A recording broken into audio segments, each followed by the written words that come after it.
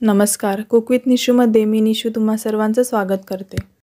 आज आपण बघणार आहोत खुसखुशीत आणि खमंग अशी कोथिंबीर वडी.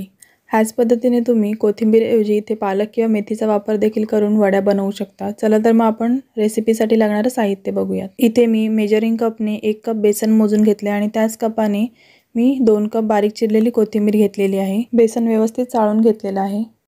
तसंच 1 टीस्पून जिरं, 2 टेबलस्पून तांदळाचं पीठ, 1 टेबलस्पून तीळ, चवीनुसार मीठ, 1 टेबलस्पून तेल, 1 टेबलस्पून लसूण आणि मिरचीचं वाटण इथे मी घेतलेलं आहे. 1 ते 1.5 टेबलस्पून इतकं दही घेतलेलं आहे. दही जर आंबट असेल तर त्याचं प्रमाण कमी करावं.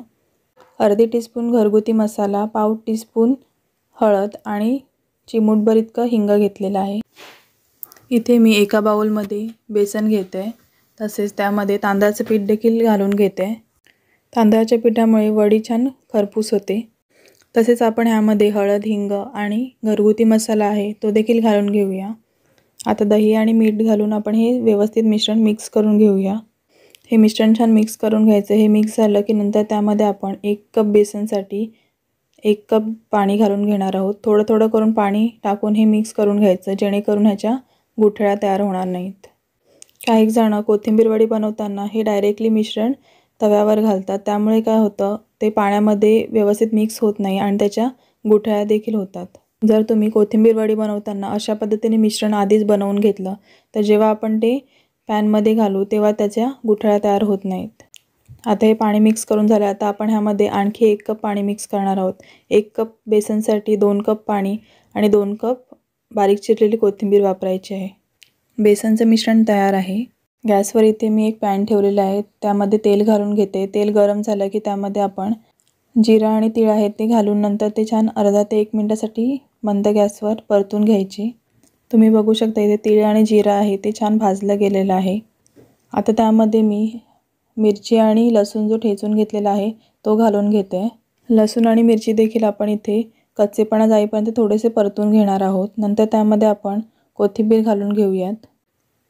इथे मी कोथिंबीर छान बारीक चिरून घेतले. इथे महत्त्वाची एक गोष्ट म्हणजे आपण जेव्हा कोथिंबीर वापरणार असू त्याच्या आधी ती व्यवस्थित धुवून ड्राय करून नंतर ती बारीक चिरून घ्यायची. जर कोथिंबीरमध्ये ओलसरपणा असेल तर त्याने वडी देखील नरम पडू शकते. कोथिंबीर थोडी परतून झाली की नंतर आपण गॅस बंद करून घेऊयात आणि नंतर आपण जे बेसनचे मिश्रण बनवून घेतले ते ह्यामध्ये घालूयात. मिश्रण छान व्यवस्थित मिक्स करून घ्यायचं आणि नंतर गॅस आहे तो चालू करून घ्यायचा. मिश्रण मिक्स करताना गॅसची फ्लेम आहे ती मंद ते मध्यम ठेवायची, कारण बेसन आहे ते लगेच घट्ट व्हायला सुरुवात होते आणि त्यामुळे ते खाली करपू देखील शकते. अशा पद्धतीने एकसारखं हलवून हे मिश्रण एकत्र करून घेत राहायचं. हे मिश्रण जेव्हा पॅन सोडायला लागतं तेव्हा समजायचं की परफेक्ट मिश्रण तयार झालेलं आहे. अजूनही हे मिश्रण तयार झालेलं नाही. आपण हे अजून व्यवस्थित परतून घेऊयात. मिश्रणाचा व्यवस्थित गोळा तयार झाला की समजायचं की मिश्रण हे एकदम परफेक्ट झालेलं आहे. तुम्ही बघू शकता मिश्रणाचा इथे व्यवस्थित गोळा तयार झाला आहे, म्हणजे हे मिश्रण एकदम व्यवस्थित शिजलं गेलेलं आहे.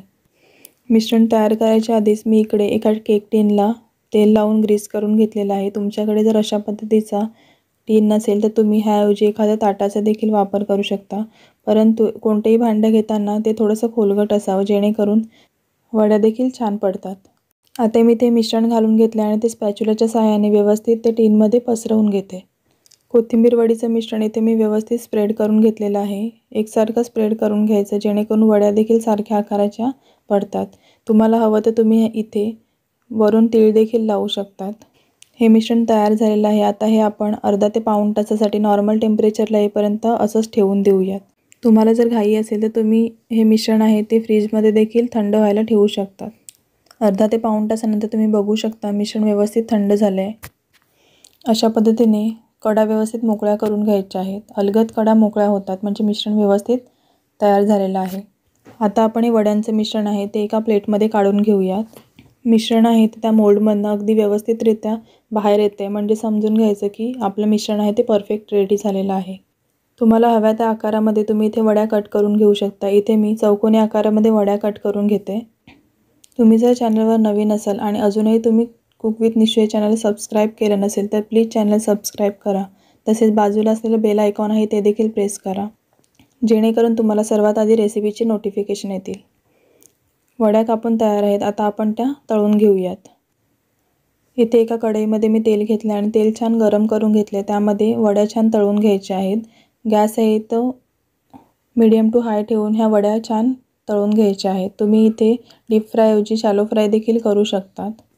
वड्या दोन्ही बाजूने छान व्यवस्थित तळून घ्यायच्या आहेत। आपण ह्यामध्ये दह्याचा वापर केला त्यामुळे वड्या आहेत ते आतून खूप छान सॉफ्ट होतात आणि बाहेरून एकदम खमंग अशा लागतात। तुम्ही बघू शकता वड्यांचं टेक्स्चर किती एकदम परफेक्ट आलेलं आहे। वड्या छान तळून झाल्यात। आता आपण त्या काढून घेऊयात आणि तसेच आपण दुसरी बॅच देखील तळून घेऊयात। ह्या वड्या गरमागरम खायला खूप छान लागतात। तुम्ही देखील अशा पद्धतीने कोथिंबीर वड्या नक्की बनवून बघा आणि तुमच्या प्रतिक्रिया मला कमेंट बॉक्समध्ये नक्की कळवा। व्हिडिओ आवडल्यास व्हिडिओला लाईक करायला विसरू नका। तसेच व्हिडिओ तुमच्या फ्रेंड्स अँड फॅमिलीमध्ये नक्की शेअर करा। कुक विथ निशा चॅनलला सबस्क्राईब करायला विसरू नका। Thanks for watching this video.